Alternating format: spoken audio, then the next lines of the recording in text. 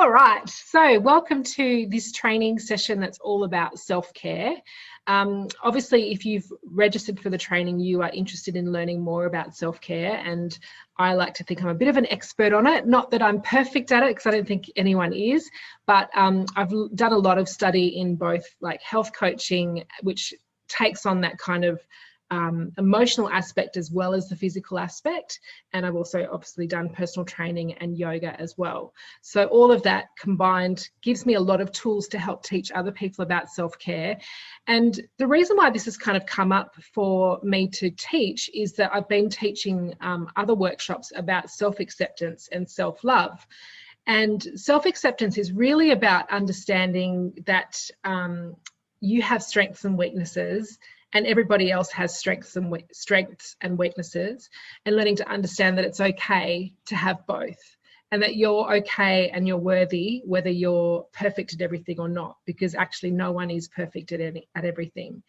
And so once we can sort of accept ourselves the way we are, then we're able to move into more of a self-love kind of mindset. And self-love is actually about taking steps to increase your feelings of well-being and happiness. So it's about having a really high regard for those things, for your well-being and happiness, and then actually taking steps towards them. So I think a lot of us feel that we have a high regard for our well-being and our happiness. We want to be healthy, we want to be happy, but it's the people who really love themselves, and obviously not from that big-headed kind of mindset, but that true taking care of yourself, love yourself. They're the people that take actions, as often as they can, every day, every few days, to actually look after their well-being, look after their happiness. So a lot of us, and I've done this in the past, will sit back and go, if something good happens, I'll be happy. So they're waiting for things to happen to them as opposed to taking the steps themselves. And that's what self-love is. And so the best way to achieve both self-love and self-acceptance is through self-care. But the tricky thing is that sometimes we don't feel self-love or self-acceptance until we start taking care of ourselves. Also, we need to feel self-acceptance and self-love before we feel like we're worthy to take care of ourselves. So it's this kind of like cycle of not doing enough self-care because we don't think we're worthy enough, but not feeling worthy enough because we're not doing enough self-care. So hopefully this session now will help you see that self-care is not just about having long massages or, having 5 days off work and just being pampered all day. It's really about those small steps you can take every day, particularly on a physical side, like, drinking more water or eating good food, and we'll go through that in a sec. But it's also about setting your life up so that you don't need as much self-care. So it's things like finding work that really inspires you or makes you feel good about yourself. Or if you can't find that work right now, finding ways to make that work a bit happier than it is right now. So we'll talk about that in a second. So there's lots of things you can do to set your life up so that you almost don't need the long days getting massaged and stuff, because you're feeling good about life anyway. You don't carry all that stress with you. So we're going to go through both sides of this today. And we're going to go through the worksheet that I mentioned to start with. So I'm going to share my screen and talk through this worksheet. Just gotta remember how to do it. There we go. So you should be able to see the screen right now. And basically, I've called this self-care, the keys to self-love. And just so that we know that when we're taking those daily actions, or, as often as we can, actions towards our own well-being and our own happiness, that's what self-love is. It doesn't have to be, I'm a big head and I think I'm awesome all the time. Self-love is actually those nurturing things that you do for yourself on a regular basis. So I've split this into two sides. So one side is the physical ways we can look after ourselves. And then I've also got the emotional well-being, because as I said before, sometimes we sort of think, I'll be happy when, and we wait for things to happen to us as opposed to taking steps towards our emotional health. So self-love is having high regard for our well-being, our physical well-being, but also our happiness, which is our emotional well-being. So that's why we're going to go through both. So we'll start with the physical side, because I think the physical side's the stuff that we all know deep down. But I just want to give you a reminder of this, and then we can move into the emotional stuff, which is a bit more,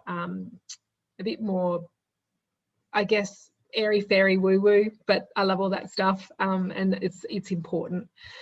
So when it comes to physical, obviously food is extremely important. And, you know, obviously in this world that we live in, we're constantly bombarded with messages about, you know, skinny is healthier. And so I'm not talking about your body needing to be a certain size. All I'm talking about here is having the right nutrition. And I wish I hadn't said the word right, because there's no right or wrong. It's what feels good for you, and it's what works for your unique body. So some people have, you know, hereditary things that they can't change about themselves. And you could spend your whole life trying to manage these hereditary things, like potentially the size of your body or how much cholesterol you have or things like that. And there's, you know, there's not much you can do about those things except learn to accept them and manage them in the best way possible. So I'm not wanting you to feel like you have to find the perfect diet or follow something that's, you know, everyone else is doing right now. You need to find a way that works for you. So the reason I mention this is because I think intuitive eating is the best way to do this. Now, intuitive eating is about eating food that feels right for you right now and not following any specific diets. And I know people watching this might go, well, if I could eat whatever I wanted all the time, I'd just eat ice cream. I just love ice cream. I just wouldn't stop eating ice cream. So let me give you a little example about this, okay? So you're going to just eat ice cream. You wake up in the morning, maybe it's a day off, so you're having a later breakfast. It's maybe 7:30 in the morning, 8 o'clock in the morning, and you go to the freezer and you pull out your ice cream and you have your ice cream for breakfast. And it's like, woo, this is a great way to start the day. I'm having ice cream every day, all the time. So then it comes to maybe 10 to 12. So it's not that long later, but you don't feel really satisfied in terms of hunger because all you've had is ice cream for breakfast. But you have to have ice cream for lunch. So you have ice cream again. Think about that. You've had ice cream for breakfast and you have ice cream for lunch. Is it feeling as appealing? It might still be because you love ice cream. But then it's dinner time, or maybe it's more like 4 o'clock in the afternoon, you're still really hungry, but all you're allowed to eat right now is ice cream. And think about how much you want to eat that ice cream when it comes to afternoon tea or evening time, right? So think about that. If you were able to eat whatever you wanted, you wouldn't just eat ice cream, because after 2 or 3 meals in a row of ice cream, you would be sick of ice cream and you would want to eat something else. So I want you to keep that in mind when it comes to intuitive eating. You need to learn or relearn to trust your body and know that it will give you cues about how hungry you are, what sort of food you feel like eating, what sort of nutrients you need. Let me give you 2 more examples about this. One is, obviously, I'm not personally a mother, but I have really young nieces and nephews that I'm watching grow up at the moment, and it's really fascinating, especially when it comes to food, because, you know, the 2-year-old will eat and eat and eat, and then all of a sudden he's like, nah, don't want any more. And you know what the 2-year-old tantrums are like: throw stuff around, you know, have a tantrum. And often the adults around are going, you just need to finish it off. And they're like, no, I don't want to. And they're telling you the truth. They're full. They've had enough food. They don't want to eat anymore. So we have these innate cues that tell us when we're full, but we haven't been listening to them for a really long time, probably because most of us growing up had that same situation where mum and dad are like, you just need to finish what's on your plate before you're allowed to leave the table or whatever. So we've stopped learning to trust our bodies. But if we spend a bit of time learning about intuitive eating and trusting ourselves a little bit more, yes, there'll be a period of time where you eat a lot more chocolate or you eat more than you used to, but that's just your body getting back into its natural rhythm. And over a period of time, you'll learn that I can feel when I'm hungry, I can feel when I'm full, and you eat, you know, in the right way that works for you. Another example I want to give you is more around, so that was more about how much you eat. This is an example around nutrition. So a couple of years ago, I took a group of women to Bali on retreat, and the villa would provide breakfast for us every day. And so we had this menu, and most mornings we were all choosing nasi goreng, because I love fried rice for breakfast. How good is that? But after about 3 days of that, the women were all coming to me separately. No one wanted to say it in front of everyone else. They're like, do you think we could get some more vegetables with our meals? So, you know, after 3 or 4 days of eating mostly deep fried food or, you know, nasi goreng, which does have a bit of nutrition to it, but they were just craving vegetables. And so again, we can learn to trust our bodies and know that, yes, we can have a period of time where we don't eat very well, but we will self-correct and we will come back to eating well, because that's what our bodies need. And our bodies are good at telling us that. We haven't learnt, or we've forgotten how to listen to those messages. So that's one thing around nutrition. I highly recommend trying that instead of going on a diet. But what you need to learn to accept is maybe your body won't look like all the things you see in the media. Maybe it's not going to be perfect. Maybe you're not going to lose weight, but you are going to be the right size for you right now. So that can be a tricky message to hear, but that's something that you can learn to accept and love about yourself as you go through some of these other self-care practices that I'm talking about. Okay, so the other thing I really want to focus on with nutrition is gut health, because we know that our guts are related to our brains, and our guts have a lot of feel-good serotonin and other kind of hormones in there that help with our mental health. So our gut health in general in Western society is pretty crap, because we do eat a lot of fast food and we don't nourish our bodies in the way that we could. We also experience a lot of stress, and that impacts our gut health. And also our food isn't as nutritious as it used to be because the soils have been depleted, all those things. So there's lots of reasons why we don't have good gut health. There's lots of reasons why we'll probably never have perfect gut health unless we pay attention to our gut health. So things like probiotics, foods with probiotics in them, so things like, you know, sauerkraut or water kefir or kombucha, or there's quite a few different things out there that you can take that help with your gut health. But overall, I would recommend getting involved in looking after that as much as you can, because that's going to help with all the emotional stuff. You know, it's really easy to discount how much your gut affects how well you feel in your emotional self. So that's top line for nutrition. But I would say, of course, things like drinking more water, potentially taking supplements that are recommended to you by a naturopath or a nutritionist. You know, there's lots of ways that you can boost your nutrition, but they're the two main ones I wanted to talk about today. Okay, the second thing is intuitive movement. So again, we kind of get told or feel like, because of all the messages we see, that, you know, you have to go to classes, you have to, you know, no pain, no gain. And, you know, if you're not sweating, you're not really exercising. Those things are not necessarily true. I love it now living here in Albany, because we get, where I work, we see lots of people come from out of town, and they have a bit of time to chat. So people who have farms and things. And I, you know, more than once as a personal trainer living here, I've heard people go, I can't believe anyone pays to exercise. Because when you work on a farm and you have a physical job, you're constantly moving your body, you're using your muscles, you're getting up and down, you're lifting things, you're stretching to get stuff. So you're doing exercise all day long. And so these people who own farms or have worked on a farm their whole life think that us people that go to gyms or whatever are crazy. Like, why would you pay money to do stuff like that? Because their mindset is they can't understand that a lot of us sit on our asses all day, or, you know, don't do a lot of physical activity as part of our work. So I want you to think about movement like that. Like, how can you add more just movement into your life? Like, how could you potentially, you know, park your car at the end of the car park instead of trying to find the closest car park to the shops, and just do a bit of extra walking? Could you, you know, I don't know, carry more of your shopping rather than getting a shopping trolley? They're a couple of little things. But also notice what feels good for you right now. There's nothing wrong with going to classes, by the way. There's nothing wrong with getting a personal trainer. Just want you to know that, since that's my work.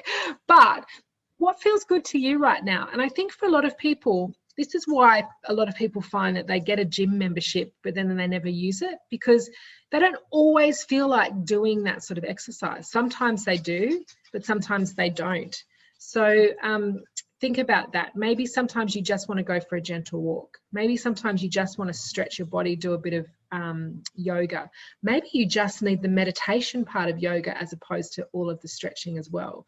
So take some time to, figure out each day, how do I want to move my body today? And if you don't have a lot of time, how can you add in a bit of extra movement in the day that you're currently working in? So a lot of people, when it comes to weight loss, think they have to go hard at the gym or go hard with exercise.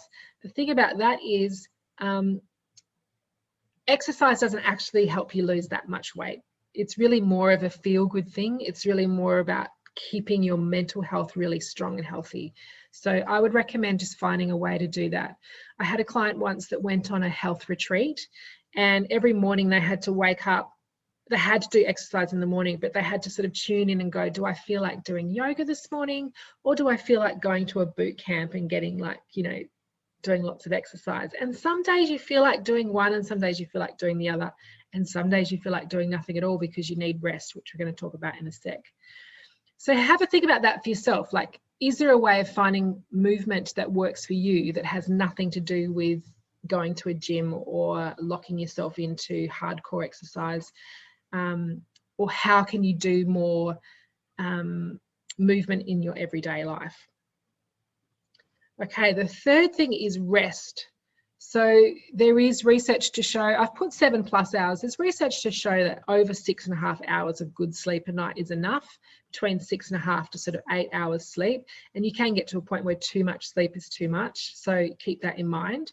And it's not about making this perfect, but it's about working out what works for you.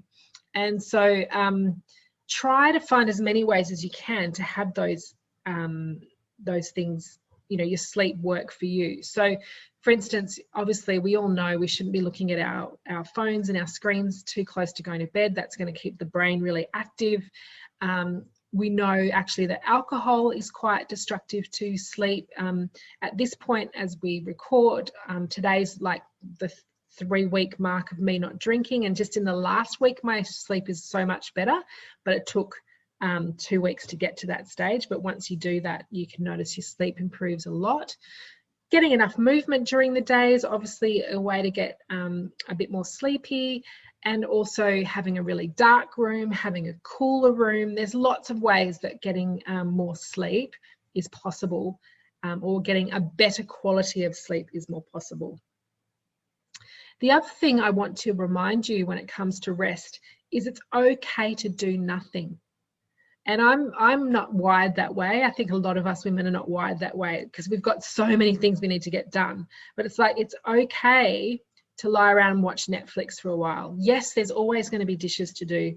Yes, there's always going to be laundry to do. Yes, there's always, I don't know, some more self-care practices you should be doing. Like, there's always something else to do.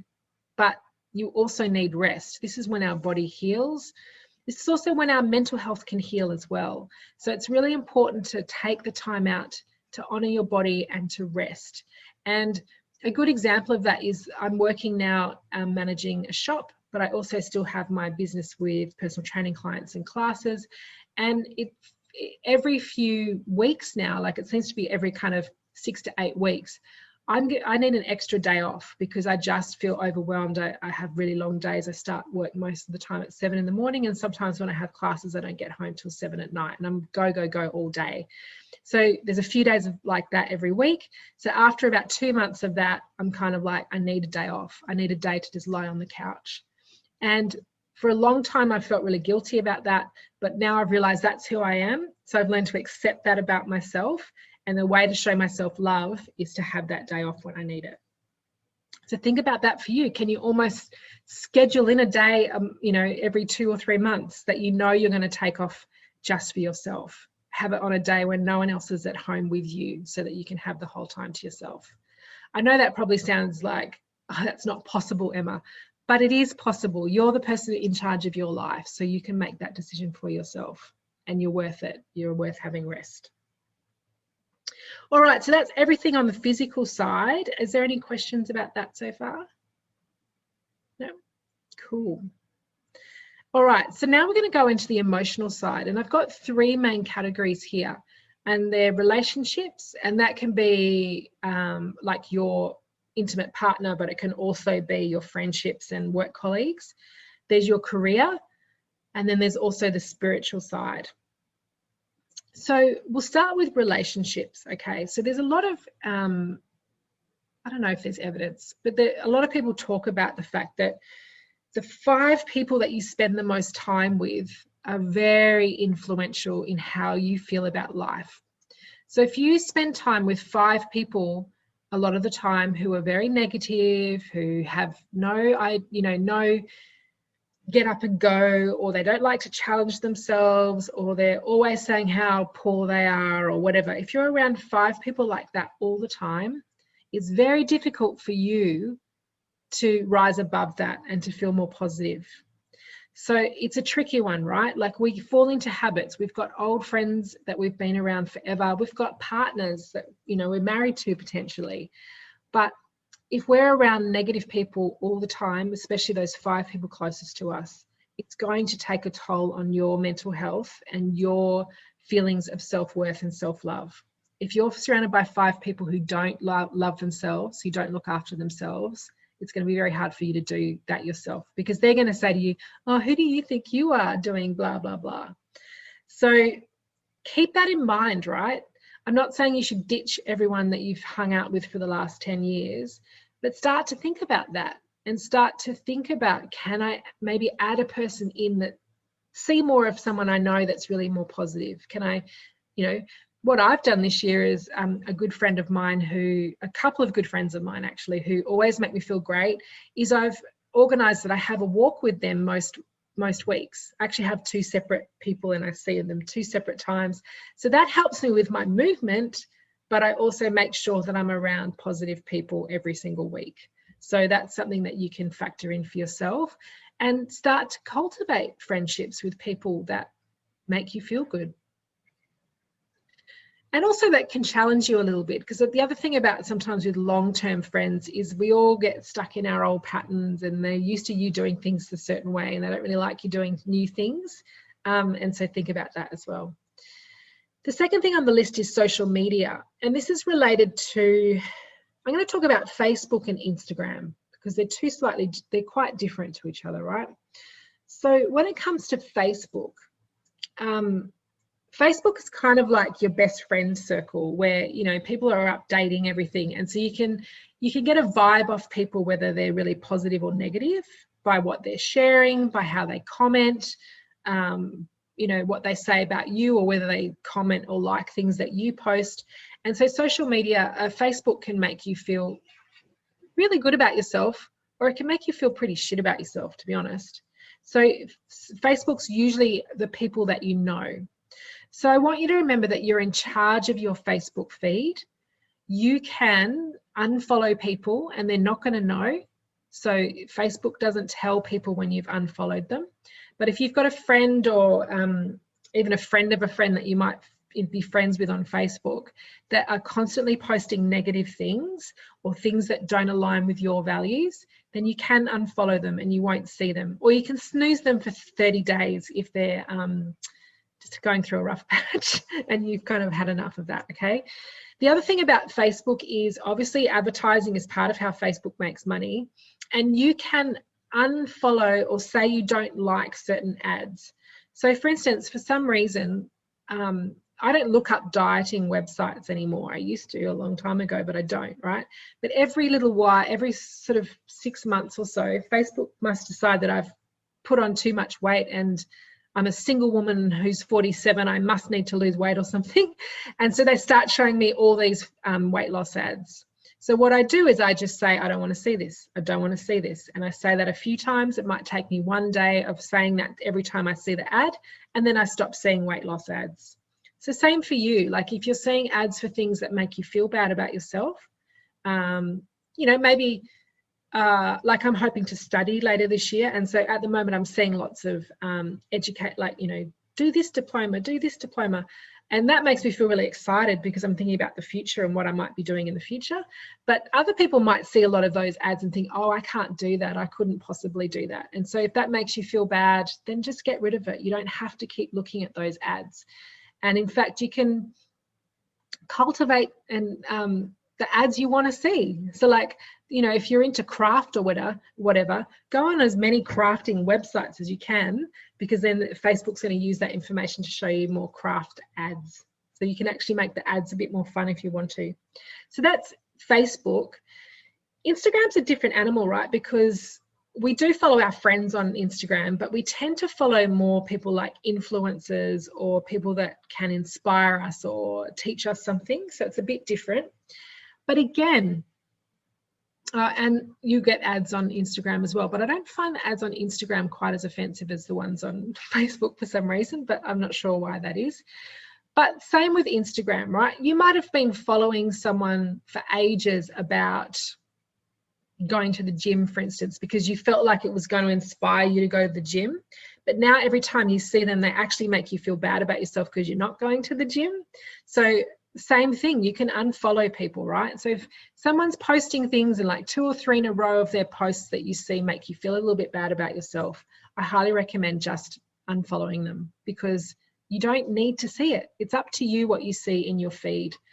The thing about both Facebook and Instagram is the more you like things and the more you comment on things and the more you share things or save things in Instagram, Instagram will show you more of the same sort of stuff. So if you love seeing inspirational quotes, or you love seeing your craft stuff, or you love seeing things from a friend, do as much liking and commenting as you can on those posts, because then you're going to see more of those things. So that's another way to control what you see. So you don't have to put up with all the stuff that makes you feel bad when it comes to social media. The third thing is boundaries. So one of the most loving things we can do for ourselves is to set boundaries and to say no more often. And that can feel really difficult for a lot of people. Women especially are really hardwired to nurture and care for people, and we attach a lot of our self-worth to that. But, you know, like I said before about the hours I'm working at the moment, you know, a boundary I need to set is every once in a while I have a day off. Like, that has to happen. Otherwise, it doesn't help me do the rest of my job properly. So it actually helps. And that's what boundaries often do, right? Because often we keep saying yes and yes and yes and yes until we hit a wall, and we might turn into a nasty bitch, or we might like take too much time off work, or we might have to do something that we didn't want to do in the first place, and we let the team down because we overdid it. We didn't say no early enough. That's one reason to set boundaries. Another reason to set boundaries is sometimes when we say no to something, we're actually opening up space for other people to step up or step in. So I had a client recently who, she was working 2 different jobs, and she was also, she's got 2 teenage kids, and she just had a lot on her plate. And she said no to something because she just got so overwhelmed. And other people in her office, one of her jobs, were like, I've been wanting to do that for ages. I'm so excited I get to do it now. Where it was, for her, it was complete and utter chore. She hated doing it. So sometimes we say yes because we feel like no one else will want to do it. We're the only ones that could possibly do it.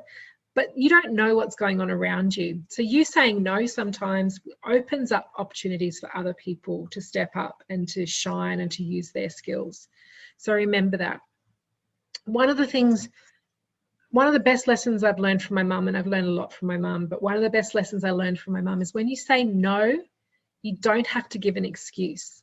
So what happened was, when I was still living in Sydney, my mum was visiting and my friend and I were talking, and my friend said, I've been invited to this wedding. It was in another town. It was going to cost her lots of money. She had a fairly, I think like a 6-month-old baby. She was just like, I don't want to go. And she's like, what do I say? What do I say my excuse is? And mum said, you don't say anything. You say, I just can't make it. I'm sorry. And we were both just like, because we were sitting there like trying to figure out what's the best reason, blah, blah. But as soon as you give a reason, someone will come in and try and fix that reason for you. So all you need to say is, no, that won't work for me right now, or something like that. And that's it. That's done. So it feels scary to do it, but the more you practice, the easier it gets. But boundaries helps you, and as I said before, it can help other people also step up and maybe find a better way of doing things than it's ever been done before. The fourth thing under relationships is sharing with others. So when, let's say, for example, your best friend, I'm trying to think of what she did wrong. Your best friend had a really bad day at work. She came home and she ate a whole block of chocolate and felt shit about herself. And she rings you up and she goes, I've eaten a whole block of chocolate again and I still haven't lost any weight and I'm such a fat pig and blah, blah, blah. You would instantly say, oh, don't worry about it. I've done that before and you've got under a lot of stress and you're still a great person. And you wouldn't like tell her she's a horrible person for eating the chocolate. You would be right by her side. What happens is when we don't share enough of what's going on in our lives, when we don't share the negative stuff a little bit more, we don't get an opportunity for compassion from other people. And that means we don't get self-compassion. So the example I was saying about your best friend, you're showing her compassion by going, you're going through a lot, you've been under a lot of stress, anyone would have done that, and you're really kind and caring. But when we don't share things with other people, we don't get the opportunity for them to say that to us. So specifically with social media, we have so much positive stuff around us all the time and everyone's perfect and shiny and happy all the time. So it can feel really difficult to share something that's not so positive. But if you can share with other people, so you can say to someone like your friend did, I ate a whole block of chocolate. It gives the opportunity for them to say, so I do that all the time. And when you hear someone else has done the same thing as you can go, oh, okay, so it's not just me. I am not the only one who eats a block of chocolate when I'm stressed. And that can make you feel a little bit better about yourself. That can help you accept yourself a little bit more and potentially move into that feeling of, I want to take care of myself better because I'm worthy of that. I accept who I am and I'm worthy of better self-care. And then that might actually help you eat better in the future. But when you kind of hide it all in, I'm the only one that eats chocolate and it's shameful and I can't tell anyone, then you're going to keep doing the crappy things because you don't feel good about yourself and you don't feel worthy of good self-care. So you can see how it's all interconnected. So sharing with others can be a really quick and easy way of developing self-compassion, which helps you then move into these steps of self-love. The last thing is coaching or counselling. So if you've done a few of these things and you're still feeling like you're not feeling worthy or you're not feeling accepting of yourself, you're not feeling loving towards yourself, sometimes, and especially if those 5 people are a bit of a problem that you spend a lot of time with, sometimes you need a bit of help. And there's nothing wrong with asking for help. Let me tell you, I'm seeing a counsellor at the moment and it's making a big difference for me. So coaches, and that's what I am, will help you with accountability. So maybe you set a goal of, I want to eat more nutritious food, or I want to get 7 hours sleep every night. So you get a coach that will help you with that, help you with some action steps you can take, things that you can do, but then hold you accountable. So then you have to sort of speak to them on a regular basis and they'll say to you, I'll say to you, have you stopped turning your phone? Have you started turning your phone off an hour before you go to bed? Well, you haven't, so that's part of the reason why you're not sleeping well. What can we do to help that happen? So that's what a coach will do. She'll help you with some practical tips and techniques, but she'll also keep you accountable. A counsellor is more of the person to sort of unload to get things off your chest, to share with, and that person will help you with more of the kind of emotional techniques that you can do and the science behind why you feel a certain way. So counseling's great if you feel like, potentially even if you've seen a coach for a while and nothing's really changing, you can't make those changes in yourself, then a counsellor can help you with that. So I highly recommend one or the other at any given time in your life, because it can just change things for you on a little level or a big level that can help you feel more accepting of yourself. Like my counsellor's not constantly, but she'll say more than once that, a lot of people feel this way, or a lot of people have been through that. So then you don't feel so alone anymore. You don't feel like you're the only one. So I highly recommend, if you are not getting what you need from the relationships you have right now, or you want some support to take things up to the next level, look at getting some coaching or look at getting some counselling. I'll talk about a fun way you might want to do that with me at the end of this chat. The second thing here is career. Now, we all spend, those of us who work, all spend a lot of time at work, right? And it can impact who we are as a person in a big, big way. And, you know, often when you go and meet new people, like one of the first questions you get asked is, what do you do? So it really seems to define who we are as a person. And I found that a lot last year with COVID. My business pretty much got shut down, and I went through a period of pretty dark depression. And I think a lot of that was to do with the fact that I identified so much with who I was as my business owner and the person I was in my business, that when that wasn't available to me anymore, I didn't know who I was and I felt really lost. So that's how much we can attach ourselves to our careers. And even if we're not doing paid work, we are potentially caring for family members, whether that's young children or elderly parents, or we might be doing volunteer work, or we might do a combination of all of those things, a bit of paid work, a bit of caring, and a bit of volunteering, or a combination of those things. When we spend so much of our lives doing work of some kind, we need to find a way to do what we love. So it might not be, okay, let's go back to the ice cream thing. I love eating ice cream and reading books. Like, you're probably not going to be doing that, okay? Or maybe you can. Like, I read a really interesting article once about a guy who loved chocolate and somehow ended up becoming a Cadbury chocolate factory taster. I don't know if I'd want to do that for long, but, you can find jobs that you do exactly what you love. But we're going to talk about something called values in a minute. But what do you value? Like, are you someone who likes to be of service to someone? Then yeah, retail's a great job for you. But are you someone who likes to be challenged mentally? So maybe you need to be doing more numbers or something, spreadsheets or something. Or do you like working, is the community important to you? So, maybe getting a job with the council or something like that. So it may not be you're not going to find a job probably ever where every single minute of the day you love it, because there's always things that you don't like about your job. But I find that most people leave an organization more because of the people around them rather than the job itself. So maybe it's just finding like-minded people to work for or work with, as opposed to the actual work that you're doing. So everyone's a bit different in that, but finding the work that you love, or finding a way to love what you do. And this is probably a silly example, but when I used to work in corporate stuff back in Sydney, and I hated it, and it was mostly because of the people that I worked with.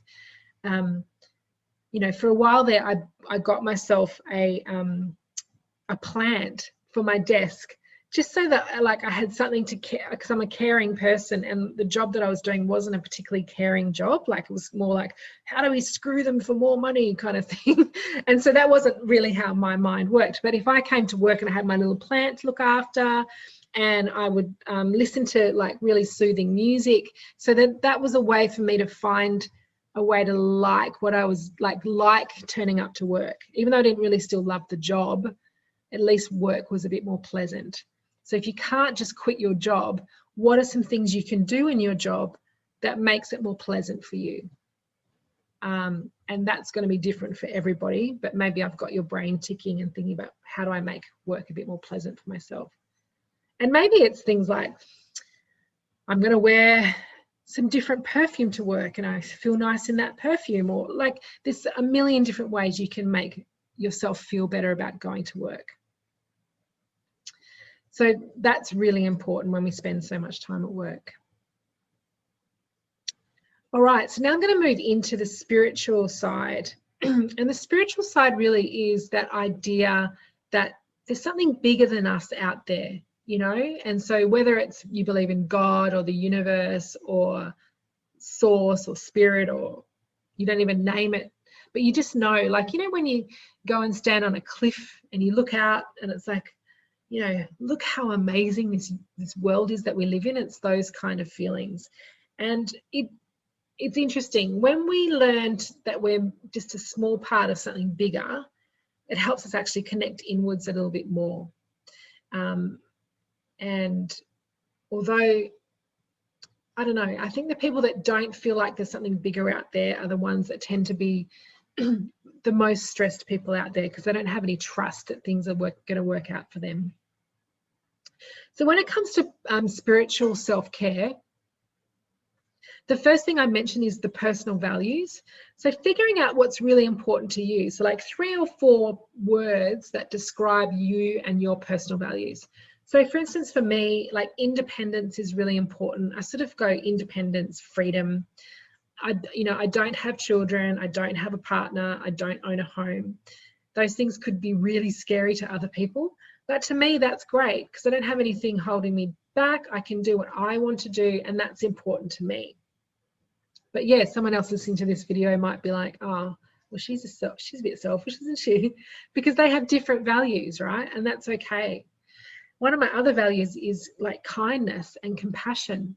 And so more and more, I'm understanding that I've been kind and compassionate to other people for my whole life, but now it's time to also be kind and compassionate towards myself. So when you start to learn your values, you can start to make lots of different decisions. You can start to ask yourself, do I treat myself that way? Have I made decisions about my career and my relationships that line up to those values? Every day, do I get to do something that lines up with one of my values? Because when we don't, that's when we start to feel lost, and we feel like we're kind of, for want of a better expression, pushing shit uphill, because we're doing everything for everybody else rather than doing things that feel right for us. And when we get to do more of our own things that fit in with our values, when we're not trying to make everybody else happy, it actually means, can you think about it? If you were doing more of the things that you liked every day, you'd probably be less tired, because you have less of that emotional baggage of, oh, I hate doing this, this is shit, this is bad. And that means you have more freedom and more time and more brain space and heart space to look after the people around you. So people get really scared of putting themselves first, but it actually makes it better for everybody when you do. And personal values is one of the ways you can tap into that. I've written down meditation and journaling. They're pretty stock standard spiritual kind of things. I'm not going to go into either of them into much detail, just to say that meditation is known to help with self-acceptance. It's also known to help with a lot of physical issues. So, if you are battling things like high blood pressure or too much stress or all that kind of thing, meditation can help you. And there are actual studies to show that it lowers your blood pressure and actually helps your body to work at a more optimal level. So very important for physical health as well as mental health. Journaling, it's as simple as it's better out than in. So when you're thinking things all the time, think about a shopping list. If you've got to go to the shops and you've got a million things to buy, if you've got to just keep it all up in here and you walk around the shops and you're trying to get it all up in here, you always walk out missing something, A, but B, it's exhausting keeping it all up here. But as soon as you've written it all down, that means your brain's like, I don't have to think about that anymore. I can do something else. And it's the same for our negative thoughts, right? We have up to 60,000 thoughts a day, and up to 80% of those are negative thoughts. And we're hardwired to think negatively because back in the day when we were hunter-gatherers, we had to think of what's the negative stuff around me, what bad things could happen, because you had to be ready to fight the saber-toothed tiger or to fight another tribe. So that's why we're hardwired to think negatively. But you can train your brain to not think so negatively. And when we journal things sometimes, if we've been having constant negative thoughts, oh, I can't do this, this is shit, this is bad. Imagine the thing you're thinking about is I want to try a new hobby, but you're like, I can't do this because of this, and this, and you're just constantly thinking about why you can't do it and why you're bad and why you're not good enough and all those things. All right, top of the list for journaling, reasons I can't do this new hobby, and you start to write them down, and they either make sense to you or you're kind of like, oh, that's not right. that doesn't make sense at all. But once it's out of here, you can actually do something with it. You can either agree with it and make some decisions to change it, or you can see that it's not true in the first place. So that's how journaling kind of works. There's also, I've written down forgiveness. So forgiveness is not condoning bad behavior, but it's letting go of the idea that the past can be any different. So if you've got someone who's done something to you in the past and you're still upset about it, that's taking up a lot of your energy, a lot of your spiritual energy, a lot of your emotional and mental energy. So if you can just, it's not, sometimes not this simple, sometimes it is this simple, but there's lots of techniques for forgiveness. But if you can just simply say, I can't change it now, it's done. That's forgiveness. So it's not saying, oh, that's okay, you're still my friend, not necessarily, no. It's just saying, I know that I can't change that, and that's the way things are. But it can be a very powerful tool. The next thing I've got there is human design, astrology, profiling like Myers-Briggs. Doing these kind of, they're all kind of psychological or spiritual kind of personality tests, for want of a better word. And so when it comes to self-acceptance particularly, sometimes it's like, I don't even know who I am. Like, how do I accept myself? And these tools can be a great way to have some insights into who you are as a person. So I don't live my life by any of these things, but what's interesting is in human design, in astrology, in Myers-Briggs testing, all of them say that I'm an introvert. And up until I was like 39 years old, I thought I was an extrovert. I was going out every single night. I was seeing friends every day. I was doing all this stuff and being with lots of people. Now, I'm not shy. I can stand up in front of a group of people and speak. But what I do need is a lot of alone time to recharge my batteries. Until I knew that about myself, I was just stressed and tired and felt crap all the time.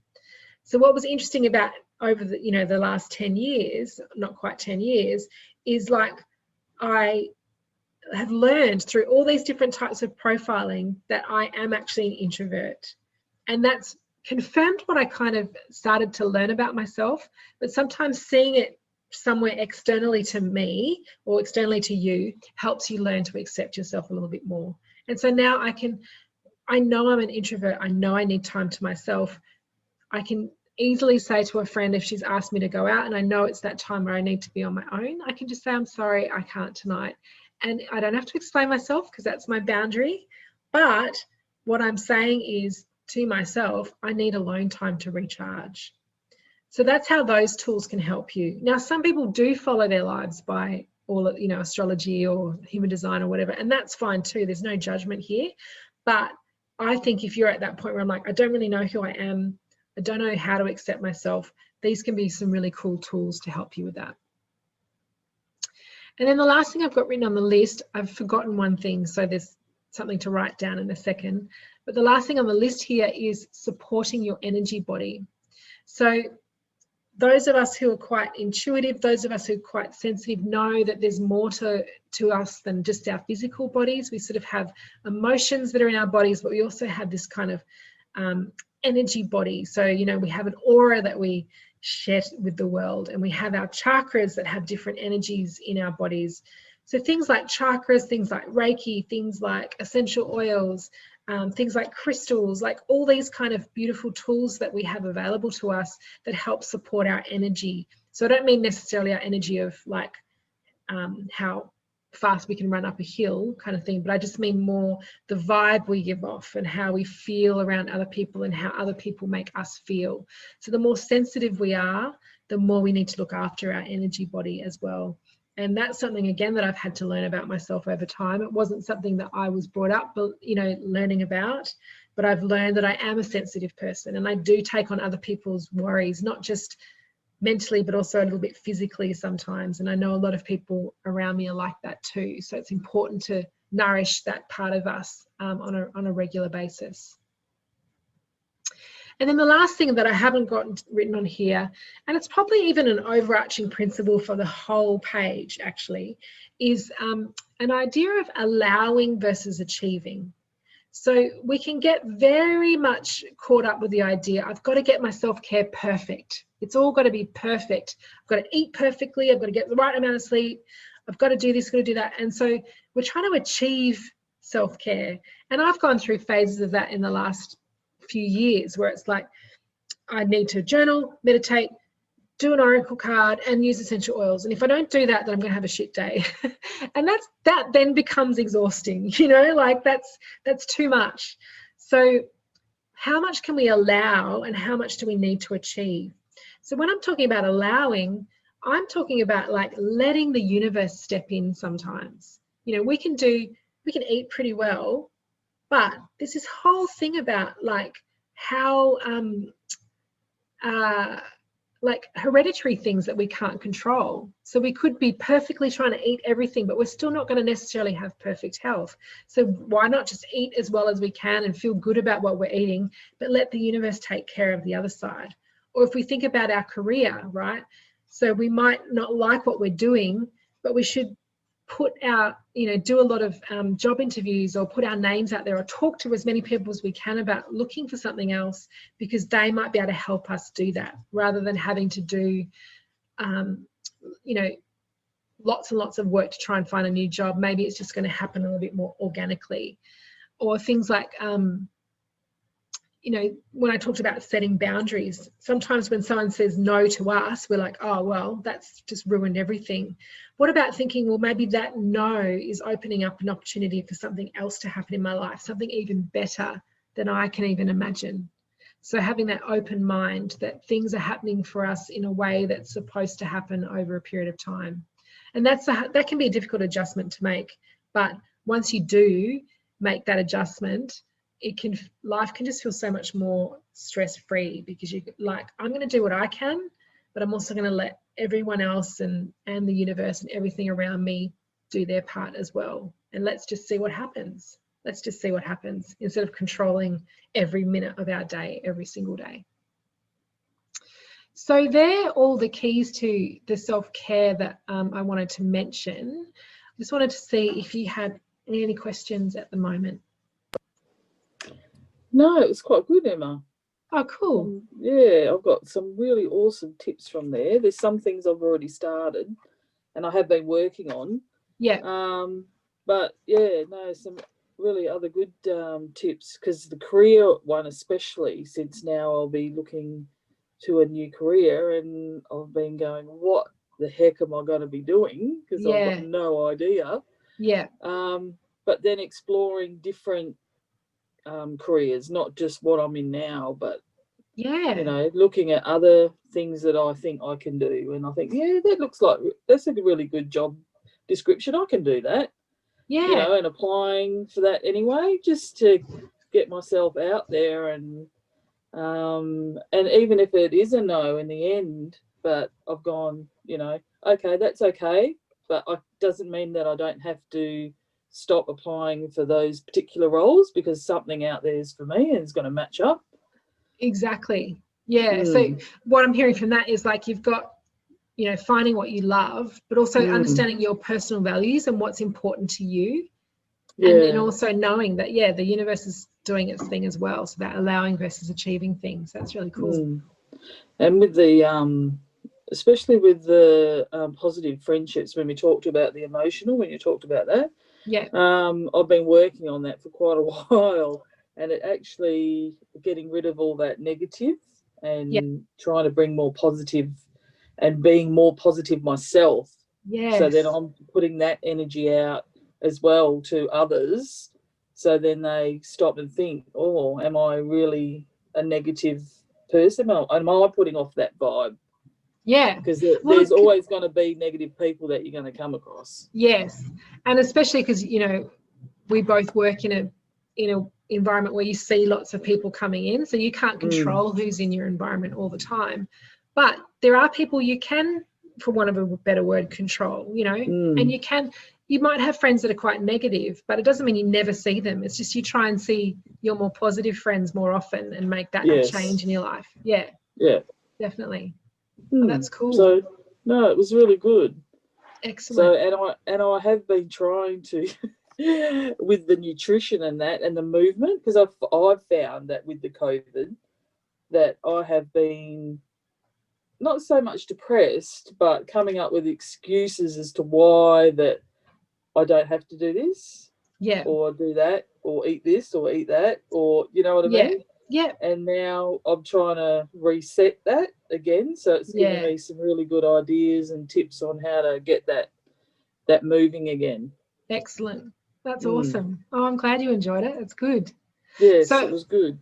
I just wanted to, because for the recording as well, just to go through that. I'm starting a new kind of membership program, which is a monthly program, where each month I will have a topic that will be one of the more spiritual self-care practices that the group will follow. And then so it'll be like one thing happens a week. So there'll be the spiritual practice one week, there'll be a group meditation, there'll be a group Reiki session, and then a group session like this at the end of the month to sort of talk about what went well, what didn't go well, and what did you find? Because I think that sharing with other people thing is really important, and especially people we don't know, because we can hear that, oh, other people have experienced what I've experienced, or wow, look what they did. Maybe I can do that too, like inspire each other as well. Plus, you'd get anyone who's in the program will get 2 15-minute quick sessions with me a month, because you may have other things you're trying to achieve, like, you know, like for you, like trying to find a new job or the new food, like the way you want to eat. So that's that accountability thing. So like twice a month you talk to me and I'm like, so how are you going with your veggies, Cheryl? Or that kind of thing, just to keep you on track with those other self-care goals that you want to achieve.